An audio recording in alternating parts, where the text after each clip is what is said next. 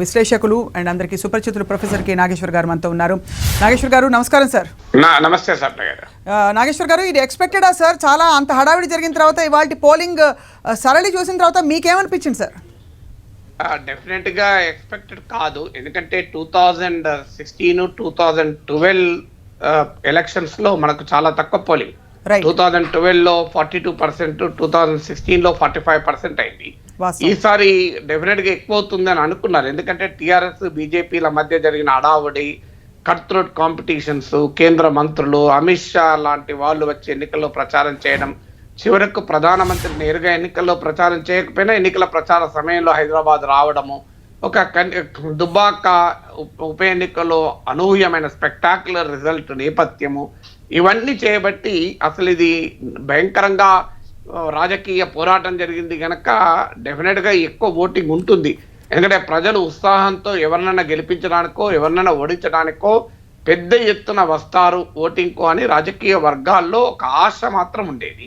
కానీ ప్రజలు, రాజకీయ నాయకులు ఊగినంతగా ప్రజలు ఊగలేదు అనేది అర్థమైపోతుంది, ఊగిపోలేదని. సో రాజకీయ నాయకులు అంటే ఏ పార్టీని ఓడించాలన్న బలమైన కోరిక కానీ, ఏ పార్టీని గెలిపించాలన్న బలమైన కోరిక కానీ ప్రజల్లో లేదు అనటానికి లో ఓటింగ్ ఒక ఇండికేటర్. ఎందుకంటే ఓటింగ్ ఎప్పుడు పెరుగుతుంది? ఎవరినన్నా ఓడించాలంటే పెరుగుతుంది, ఎవరినన్నా గెలిపించాలంటే పెరుగుతుంది. ఆ రెండు లేనప్పుడు ప్రజలు ఓటింగ్కు దూరంగా ఉండేటువంటి అవకాశం ఉంటుంది, లేదా ఇతర అనేక ఫ్యాక్టర్స్ కూడా ఈ లో ఓటింగ్కు కారణమవుతాయి. ఏదేమైనా సార్, మా ఓటు పనికొస్తుందో లేదో మాకు తెలియదు కాబట్టి మేము ఓటు, మాకు ఇతర పనులు ఉన్నాయి, కొంత రకరకాల కారణాలు అంటారు కదా, అలా మొత్తానికి ప్రయారిటీస్ జనానికి మారిపోయాయి అనడానికి ఇది ఒక నిదర్శనమా సార్? అంటే మారిపోవడం కూడా లేదు. ప్రయారిటీస్ మొదటి నుంచి నగరాల్లో ఓటింగ్ ప్రియారిటీ కాదు అన్ఫార్చునేట్లీ. అయితే ఇక్కడ ఇంకొక డైమెన్షన్ కూడా ఉంది. ఇప్పుడు నేను ఈ మాట్లాడుతున్న సమయంలో ఒక మిత్రుడు ఫోన్ చేసి చెప్తున్నాడు, కొన్ని ఆఫీసులకు సెలవులు కూడా ఇవ్వలేదు అని.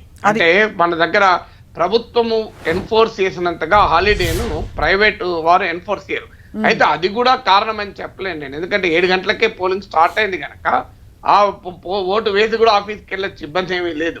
సో కారణాలు వెతుక్కోవటానికి, చెప్పుకోవటానికి చాలా కారణాలు ఉంటాయి. ఫండమెంటల్ పాయింట్ ఏంటంటే, నేను ఓటు వేస్తే నా జీవితం మారుతుంది, నాకు ఈ రాజకీయ పార్టీ ఫలానా ఇంకో రాజకీయ పార్టీతో పోలిస్తే రాడికల్గా నాకు డిఫరెంట్గా కనబడుతుంది అనే భావన ప్రజల్లో ఉంటే ప్రజలు ఓటేస్తారు. ఇప్పుడు అన్ఫార్చునేట్లీ ఏమవుతుందంటే, పేర్లు మారుతున్నాయి కానీ, బ్రాండ్లు మారుతున్నాయి కానీ లోపల వస్తువు క్వాలిటీ ఒకటే ఉంటుంది. సో బ్రాండ్లు మారి వస్తువు క్వాలిటీ ఒకటే ఉన్నప్పుడు ప్రజలు ఆ వస్తువును ఎందుకు ఎగబడుకుంటారు? సో ఇప్పుడు మీరు లోయర్ లెవెల్లో చూస్తుంటే ఈ పార్టీ అయినా ఆ పార్టీ అయినా ఇటు జట వెళ్తున్నారు, అటు నుంచి వెళ్తున్నారు. అలా ఎన్నికల సమయంలో ఎక్కువ వెళ్తున్నారు. జిహెచ్ఎంసీ ఎన్నికల సమయంలో మనం చూసాం కదా.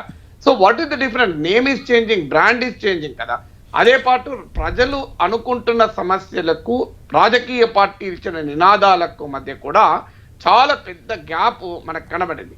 ప్రజలు ఏమనుకుంటున్నారు? మీరు ఎవరినైనా వెళ్ళి ఒక సర్వే చేయండి, మాకు roads, drinking water, sanitation, health, education issues అంటారు. కానీ రాజకీయ పార్టీల ఇష్యూస్ ఏంటి? రోహింగ్యాలు, బిన్ లాడెన్లు, బాబర్లు, అక్బర్లు, కాశ్మీర్లో భూమి కొనడము, సమాధులు కూల్చడము, దానికి ప్రతీకారంగా వెళ్ళి ఆ పార్టీ ఆఫీసులు కూల్చడము, ఇదే కదా మనకు ఆఫర్ చేసింది. ఇది ప్రజలు కోరుకున్న దానికి, పార్టీలు చెప్పిన దానికి అసలు పోలికే లేదు. ఇక ఏమైనా పార్టీల ప్రామిసెస్ చూస్తే అన్ని పార్టీలు ఒకే ప్రామిస్ చేసినాయి కదా, తేడా ఏమున్నది? పార్టీల ప్రామిసెస్ లో కూడా రాడికల్ గా డిఫరెంట్ ఏం లేదు కదా. మరి వై డిడ్ంట్ పీపుల్ ఎక్సర్సైజ్ నోటా అనే ఆప్షన్ ఎందుకు ఎక్సర్సైజ్ చేయరు సార్? అంటే ఇప్పటికీ నోటా ఓటు వేస్తే ఏమవుతుంది? ఇప్పుడు నోటా ఓటు వేస్తే నిరసన తెలపాలని మళ్ళాంటి వాళ్ళం అంటాం. డెఫినెట్ గా నేను కూడా విజ్ఞప్తి చేస్తాను, మీరు వెళ్ళి నోటా అయినా చెప్పండి. సో అన్ని రాజకీయ పార్టీల కన్నా నోటాకు ఎక్కువ ఓట్లు వస్తే అది ఒక మెసేజ్ పోతుంది అని. కానీ ప్రజల్లో ఉండే స్వభావం ఏంటంటే, సాంస్కృతిక స్వభావం ఒకటి, నా ఓటు మురిగిపోకూడదు అనుకునేటువంటి కల్చర్ ఉంటుంది. అందువల్ల గెలిచే వాళ్ళకు ఓటేయడం అనే ఒక కల్చర్ కూడా మన దేశంలో ఉంది. అలాంటప్పుడు నోటా అంటే ఎవరికి మురిగిపోయిన ఓటే కదా. ఇంకోటి, నోటా ఉదాహరణకు 100 ఓట్లలో 70 ఓట్లు నోటాకు వచ్చినా కూడా మళ్ళీ రీఎలక్షన్ జరగదు. అందువల్ల ఎన్నికల రూల్స్ లో తక్షణం మారాల్సింది ఏంటంటే, అన్ని అభ్యర్థుల కన్నా నోటాకు ఎక్కువ వస్తే ఆ ఎలక్షన్ రద్దు చేసి మళ్ళీ జరపాలి. సో అప్పుడు కనీసం రాజకీయ ప్రజల్లో నేను నోటా క్లిక్ చేస్తే ఇప్పుడున్న 3-4 అభ్యర్థులు ఎవరు గెలవద్దని నేను తీర్పు చెప్తున్నాను కనుక మళ్ళీ ఎలక్షన్ జరుగుతుందనే కాన్ఫిడెన్స్ రావాలి. నోటా ఈ సింప్లీ ఒక థియరిటికల్ అయిపోయింది కదా, దానివల్ల ప్రాక్టికల్ యూటిలిటీ కనబడలేదు కదా ప్రజలకు. రైట్. సో మీరు చెప్పేదాన్ని బట్టి సార్, వీళ్ళకంటే వీళ్ళు బెటర్ కాదు, అందరూ ఒకటే ప్లానింగ్ చెప్తున్నారు. పైగా ఈ రకరకాల వాతావరణాల మధ్య జరిగిన ఈ ప్రచారం తర్వాత ఓటు వేయడం అంత ఇంపార్టెంట్ కాదు అనే ఒక ఆప్షన్ ఈరోజు నగరవాసుడు ఎంచుకోవడం అన్నది చాలా కాన్షియస్ మైండ్ఫుల్ చాయిస్ అని మీరు చెప్తున్నారు sir. Is that right? Mindful conscious choice vote వేయకపోవడం అనే దానికన్నా ఓటు వేయాలన్న కాన్షియస్ చాయిస్ ఎక్సర్సైజ్ కాలే. ఇంకో సింపుల్ ఎగ్జాంపుల్ చెప్తాను సప్న గారు. మీరు ఒక శారీస్ షాప్కి వెళ్తారు, ఒక 10 శారీస్ మీకు చూపెడతారు. 10లో అన్ని ఒకే రకంగా కనబడే అనుకోండి, అన్ని equally good or equally bad, what ever it may be, మీరు ఏం చేస్తారు, కొనుక్కుంటూ వస్తారు గ్యారంటీగా. ఆ 10లో ఏదన్నా ఒకటి చాలా బాగుంది అనుకోండి, అప్పుడు కొనుక్కొని వస్తారు. That is the human nature కదా. మీకు 10 ఈక్వల్లీ గుడ్ ఉన్నా మీరు ఏమో తేల్చుకోలేకపోతున్నా అని బయటకు వస్తారు, ఈక్వల్లీ బ్యాడ్ ఉన్నా అనవసరం అని చెప్పి బయటకు వస్తారు. అందువల్ల రాజకీయ పార్టీలు they are neither equal, they are either equally good or equally bad before the people కదా. రైట్. ఇప్పుడే డాక్టర్ జయప్రకాష్ నారాయణ గారు మాట్లాడుతూ సార్ ఒక మాట అన్నారు, నిర్బంధ ఓటు అనే ఒక ప్రక్రియ బహుశా ప్రవేశపెట్టాల్సి, అంటే ఎలాంటి వ్యవస్థ అయినా వ్యవస్థలో అందరూ భాగస్వాములే. వ్యవస్థ పూర్తిగా ఫెయిల్ అయినా కూడా రాజకీయంగా ప్రజలు కొంతవరకు పౌరులుగా బాధ్యత వహించాలి అనే ఒక ఉద్దేశంతో బహుశా నిర్బంధ ఓట్, అంటే నిర్బంధం అంటే ఏదో శిక్షలు పడితే ఆ విధంగా కాదు సార్, ఏదో విధంగా వాళ్ళని ఓటింగ్కి తీసుకొచ్చే విధంగా మార్పులు రావాలంటారా? ఇప్పుడు మనకు దేశంలో కొన్ని నిర్బంధ అనుభవాలు ఉన్నాయి. ఎమర్జెన్సీ టైంలో నిర్బంధ కుటుంబ నియంత్రణ చేశారు. ఏం జరిగింది? క్లాసిక్ ఎగ్జాంపుల్ కదా, పెళ్లిగానులో కూడా ఆపరేషన్ చేశారు. ఇప్పుడు నీవు ఒక నీటి దగ్గర, you can bring horse to the water but you cannot make horse to drink water అన్న ఒక సామెత ఉంది. సో ఫండమెంటల్ పాయింట్ ఏంటంటే, నీవు నిర్బంధ ఓటింగ్ ద్వారా పోలింగ్ బూత్ కు ఒక ఓటర్ను తీసుకురాగలుగుతావు. లోపలికి వచ్చాక అతను చైతన్యవంతంగా ఓటు వేయడం ప్రజాస్వామ్యం అయితే తప్ప ఎలాగైనా మంచిది ఓటు వేయడం ప్రజాస్వామ్యం కాదు కదా. అందువల్ల నిర్బంధాలు ప్రజాస్వామ్యానికి విరుద్ధమైన భావనలు. సో నిర్బంధ ఓటింగ్ వల్ల ఏమవుతుందంటే క్యాలస్ ఓటింగ్, అంటే నిర్లక్ష్య ఓటింగ్ పెరుగుతుంది. నిర్బంధ ఓటింగ్ వల్ల బాధ్యతారహిత ఓటింగ్ పెరుగుతుంది, ఇర్రెస్పాన్సిబుల్ ఓటింగ్ పెరుగుతుంది. అది మరింత ప్రమాదకరం కదా సమాజానికి.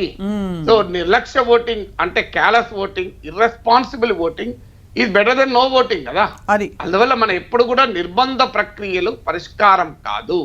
పరిష్కారం అనేది రాజకీయాల్లో మార్పు తేగలగాలి. రాజకీయాలు ప్రజలకు radically different choices ఇవ్వగలగాలి.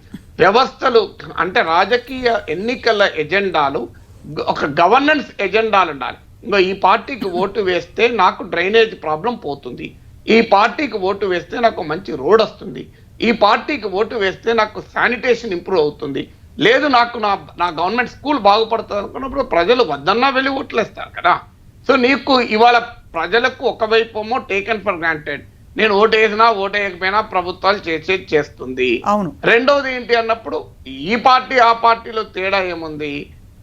So how are the different leaders? ఇప్పుడు రాజకీయ నాయకులు మారుతారు తప్ప ఈ పార్టీ నుంచి ఆ పార్టీకి మారుతారు. నిన్నటిదాకా ఓ పార్టీలో ఉన్నాడు, ఏ పార్టీలో ఉంటారు. మీకు నాకన్నా ఎక్కువ టీవీ డిబేట్ లో కన్ఫ్యూజ్ కూడా అవుతుంటారు. ఇతను నిన్నటిదాకా ఒక పార్టీ తరఫున అధికార ప్రతినిధిగా వచ్చి గట్టిగా ఇంకో పార్టీని తిడతాడు, మళ్ళీ 2 రోజుల తర్వాత ఆ పార్టీ తరఫున అధికార ప్రతినిధిగా వచ్చి ఈ పార్టీని గట్టిగా తిడతాడు. మధ్యలో పిచ్చోళ్ళు ప్రేక్షకులు అవుతున్నారు, యాంకర్లు అవుతున్నారు కదా. అందువల్ల రాజకీయాలు మారకుండా, రాజకీయాల్ని ఆకర్షణీయంగా చేయకుండా నిర్బంధ ఓటింగ్ ప్రక్రియ వల్ల ప్రజాస్వామిక సమస్యలకు నిరంకుశ పరిష్కారాలు వెతకలేం. Problems of democracy cannot be solve by despotic solutions. But sir, problems of democracy is a huge statement. Because ఇదే మనం రూరల్ కాంటెక్స్లో చూస్తే there is more willingness to vote, there is more participation. మన దుబాక కూడా ఒక ఎగ్జాంపుల్, 80% పైన నమోదు అవ్వడం అనేది. సో ఈ అంటే ఆల్మోస్ట్ పోలరైజ్ అయిపోయిన ఈ points of view, urban voting ఇలా ఉంది, రూరల్ ఓటింగ్ ఇలా ఉంది, దీనిలో మనకి పరిష్కారాలు ఎలా వస్తాయి సార్? అంటే ఒక రీజన్ ఏంటంటే, మీకు అర్బన్ కు రూరల్ కు తేడా ఉన్నమాట నిజం. మన దేశంలో రూరల్లో ఉండేటువంటి ఒక సాంస్కృతిక భావన ఏంటంటే, నేను ఓటర్గా లేకపోతే నేను చచ్చిపోయినట్టు లెక్క, నేను ఓటు వేయకపోతే నేను బతికినవేంది అనే ఒక సాంస్కృతిక భావన ఉంది. ఇలాంటి వాల్యూస్ ఏమవుతాయంటే అర్బన్ ల్యాండ్స్కేప్ లో వీటికి పెద్ద వాల్యూ ఉండదు. ఎందుకంటే అదొకటి. రెండవది, గ్రామీణ ప్రాంతాల్లో ఏమవుతుందంటే కాస్ట్, క్లాస్, ఎథనిక్ నెట్వర్క్స్ ఉంటాయి. సో నీ కులం వాళ్ళపై ఓటేసినాక నువ్వు వేయలేదని, కరే నువ్వు వేయలేదారా ఇంకా అంటారు. సో పర్సనల్ గా గుర్తిస్తారు. రాజకీయ పార్టీల కార్యకర్తలకు ప్రజలకు గనక కనెక్టివిటీ ఉంటుంది. అంటే వాళ్ళ నిరంతర అవసరాలని రాజకీయ పార్టీల కార్యకర్తలు తీరుస్తూ ఉంటారు.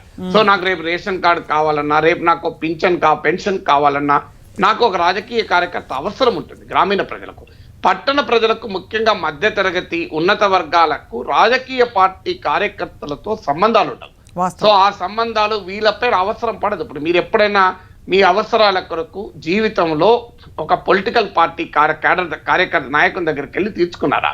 నేను ఇంతవరకు తీర్చుకోలే, మీరు కూడా తీర్చుకొని ఉండరు.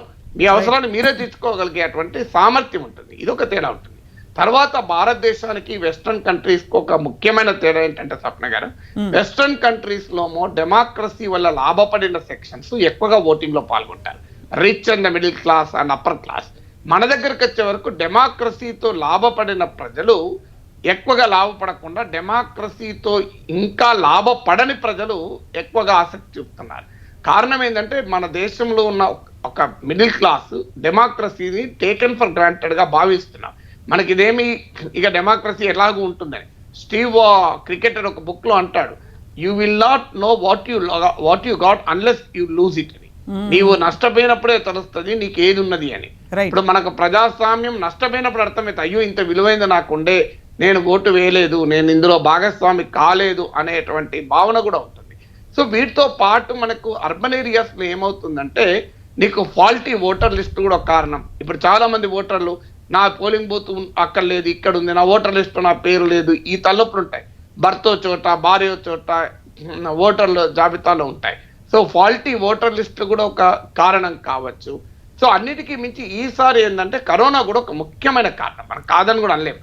ఎలా అంటారు సార్? అంటే కరోనా బికాజ్ ఇవాళ చూడండి సార్, వాస్తవం మాట్లాడుకుంటే ఒక పెద్ద ఉత్సవమో లేకపోతే ఒక పెద్ద స్టార్ సినిమా రిలీజ్ అయింటే ఇంత ఇంట్లో కూర్చునేవారు సార్ అందరూ. అంటే నీకు ఒక ఫండమెంటల్ పాయింట్ ఏంటంటే స్టార్ సినిమా ప్రియారిటీ అనుకున్నప్పుడు అంటే రిలేటివ్ కాస్ట్ అండ్ బెనిఫిట్స్ ఒక వ్యక్తి ఆలోచిస్తాడు. అన్ఫార్చునేట్లీ ఏంటంటే ఒక స్టార్ సినిమా పోవడం అనేది నాకు బెనిఫిట్ అనుకుంటున్నాడు.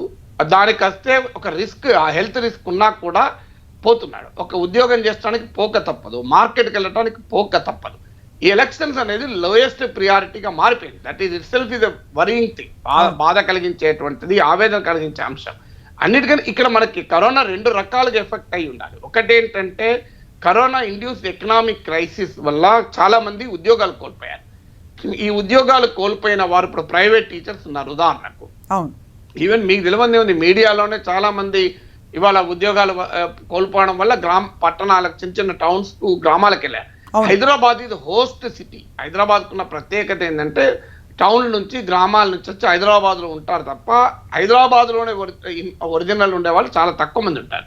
సో వీళ్ళు ఏమైందంటే ఇప్పుడు ప్రైవేట్ టీచర్కు 10,000 జీతం వస్తుంది, ఉద్యోగం పోయింది, ఇక 4,000 రెంట్ కట్టలేడు, ఇంటికి వెళ్ళిపోయాడు. ఆ గ్రామం నుండి ఏదైనా బతుకుతారని. ఇప్పుడు మన టీవీ ఛానల్లో వీడియో ఎడిటర్లు ఉంటారు, 15,000 జీతం వస్తుంది, ఇక్కడ 4-5,000 కట్టాలి. స్కూల్కు పిల్లలకు స్కూల్ లేవు, ఇక్కడ ఉండేం చేస్తాం, రెంట్ కట్టలేం కదా అని వెళ్ళిపోయి ఆ ఊర్లో ఏదో బతుకుతున్నారు.